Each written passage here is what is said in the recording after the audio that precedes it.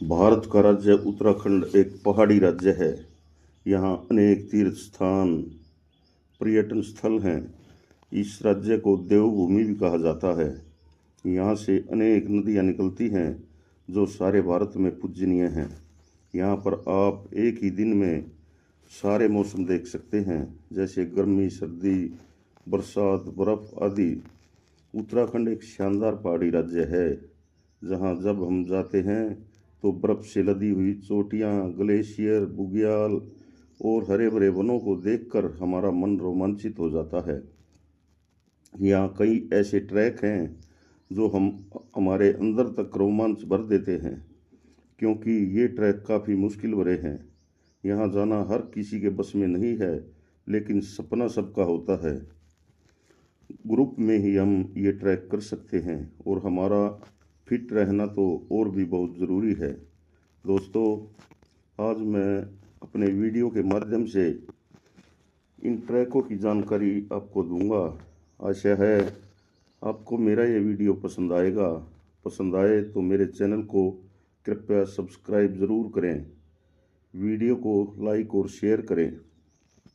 तो आइए जानते हैं उत्तराखंड के रोमांचित कर देने वाले इन ट्रैकों के बारे में।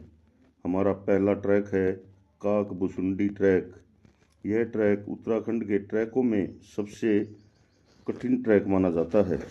काकभुसुंडी ताल उत्तराखंड के चमोली जिले में स्थित एक खूबसूरत और पवित्र झील है। यह 4500 मीटर की ऊंचाई पर स्थित है और नंदा देवी बायोफियर रिजर्व का हिस्सा है। स्थानीय लोगों के अनुसार यह वह स्थान है जहां ऋषि काकभुसुंडी ने गरुड़ को रामायण सुनाई थी, इसलिए इसे बहुत ही पवित्र माना जाता है। काकभुसुंडी ताल के बारे में कुछ मुख्य बातें मैं आपको बताता हूँ। उत्तराखंड के चमोली जिले में जोशीमठ के पास हाथी पर्वत के तल पर यह झील 4500 मीटर की ऊंचाई पर स्थित है। इसका धार्मिक महत्व है। माना जाता है कि ऋषि काकभुसुंडी ने यहाँ गरुड़ को रामायण सुनाई थी, इसलिए इसे और भी पवित्र माना जाता है। यहाँ पर झील, हरे भरे पानी और चारों ओर खिले हुए फूलों के साथ झील बड़ा सुंदर दिखाई देता है। यह झील नंदा देवी बायोस्फीयर रिजर्व का एक हिस्सा है, जो इसे एक संरक्षित क्षेत्र बनाता है। यह झील ट्रैकिंग के लिए भी लोकप्रिय स्थान है, खासकर जोशीमठ से कांकुल दर्रे के रास्ते। काकभुसुंडी ताल हमें क्यों जाना चाहिए? झील का शांत वातावरण और चारों ओर की प्राकृतिक सुंदरता हमें मंत्रमुग्ध कर देती है। यदि आप धार्मिक और पौराणिक कथाओं में रुचि रखते हैं तो यह स्थान आपके लिए विशेष महत्व रखता है। यदि आप ट्रैकिंग का आनंद लेते हैं तो यह झील एक रोमांस ट्रैकिंग अनुभव प्रदान करती है। यहाँ पर यात्रा की योजना बनाते समय कुछ विशेष बातों का हमें ध्यान रखना चाहिए, जैसे कि मौसम। ट्रैकिंग के लिए सबसे अच्छा मौसम जून से अक्टूबर के दौरान होता है।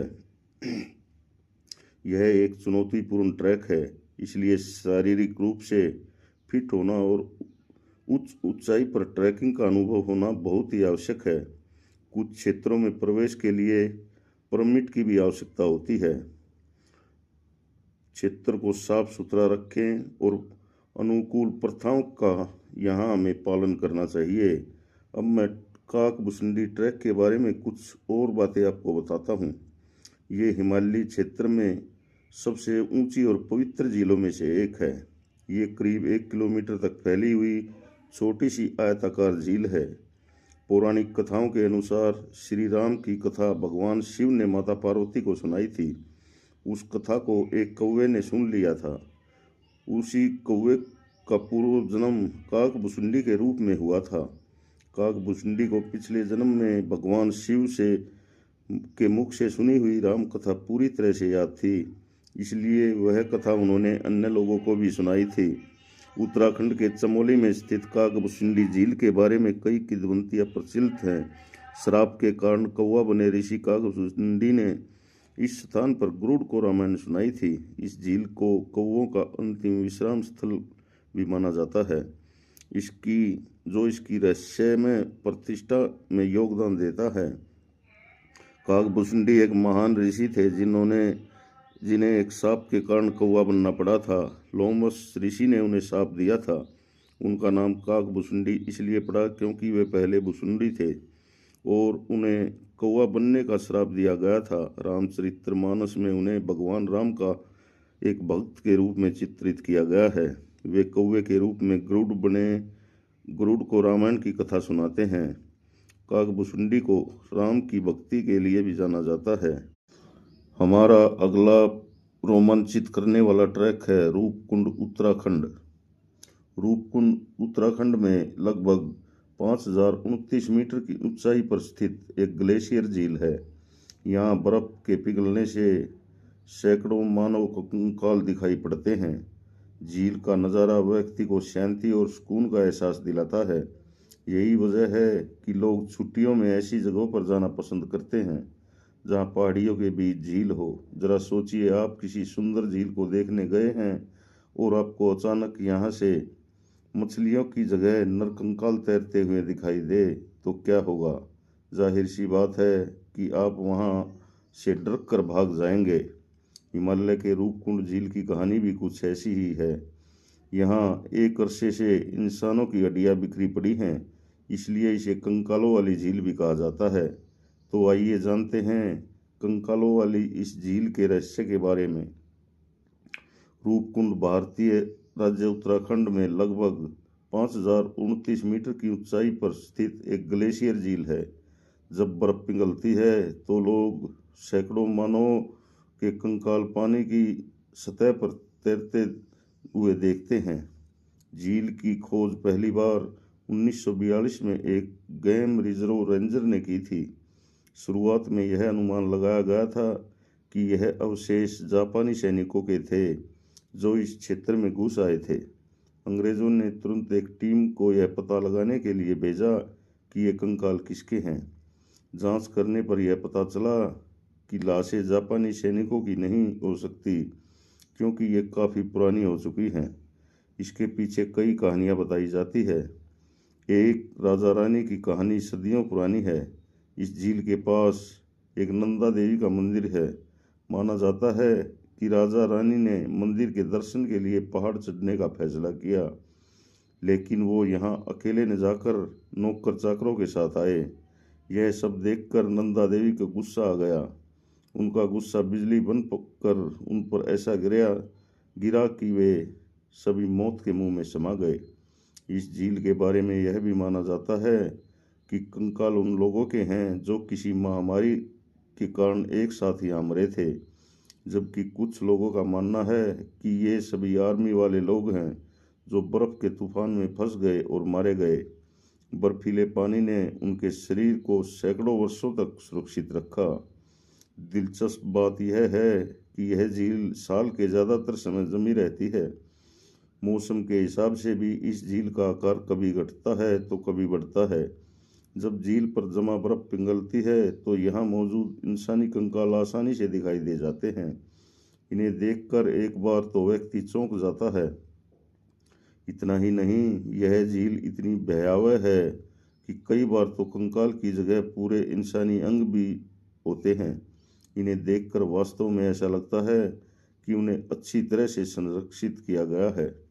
इस झील में अब तक 600 से 800 इंसानी कंकाल पाए जा चुके हैं। इस रहस्य का पता लगाने के लिए कई नेशनल और इंटरनेशनल लेवल पर रिसर्च हुई है। इंटरनेशनल लेवल पर हुई एक स्टडी के अनुसार ये कंकाल सिर्फ भारत के ही नहीं बल्कि ग्रीस, साउथ ईस्ट एशिया लोगों के भी हैं। एक नई रिसर्च बताती है कि यह सभी कंकाल अलग अलग नस्लों के हैं। इनमें महिला और पुरुष दोनों के कंकाल शामिल हैं। मई के आखिरी सप्ताह और सितंबर-अक्टूबर के बीच यहाँ जाने का सबसे अच्छा समय है। मई की शुरुआत में बर्फ़ पर ट्रैकिंग कर सकते हैं। जुलाई और अगस्त में यहाँ जाने से बचना चाहिए क्योंकि यहाँ बहुत ज़्यादा बारिश होती है। अक्टूबर के बाद आमतौर पर ठंड के कारण अकेले ट्रैक करना सही नहीं है, जबकि नवंबर के बाद यहाँ पर स्नोफॉल की संभावना बनी रहती है। यहाँ पहुँचने के लिए दिल्ली से देवल जाना होगा। यहाँ से फिर 3 दिन का ट्रैक है। दिल्ली से देवल की दूरी 477 किलोमीटर और बाय रोड करीब 13 घंटे लगते हैं। रूपकुंड ट्रैक बहुत ही कठिन ट्रैकों में एक है।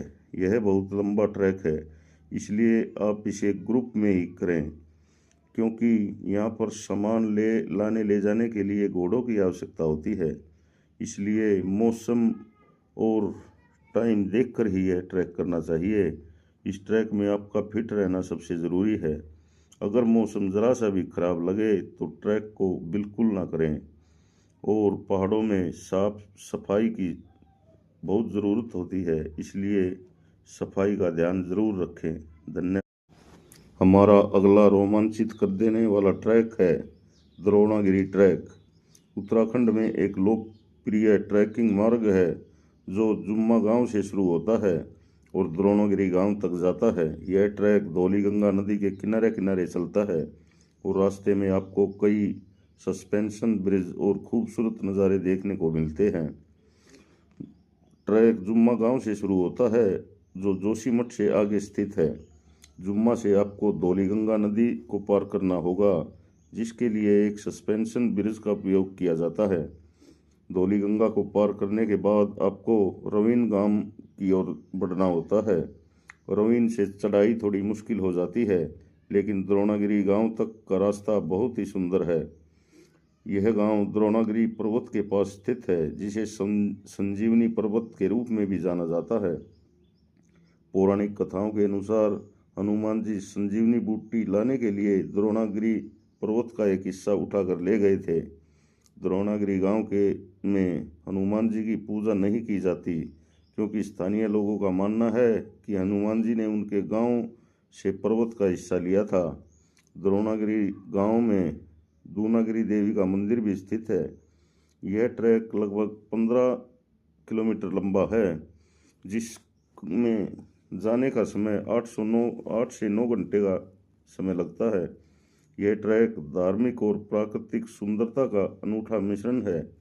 यह ट्रैक हमें बहुत ज़्यादा रोमांचित करता है, क्योंकि द्रोणागिरी पर्वत एक बहुत ही प्रसिद्ध पर्वत है, जिस पर अनेक प्रकार की जड़ी बूटियाँ पाई जाती हैं।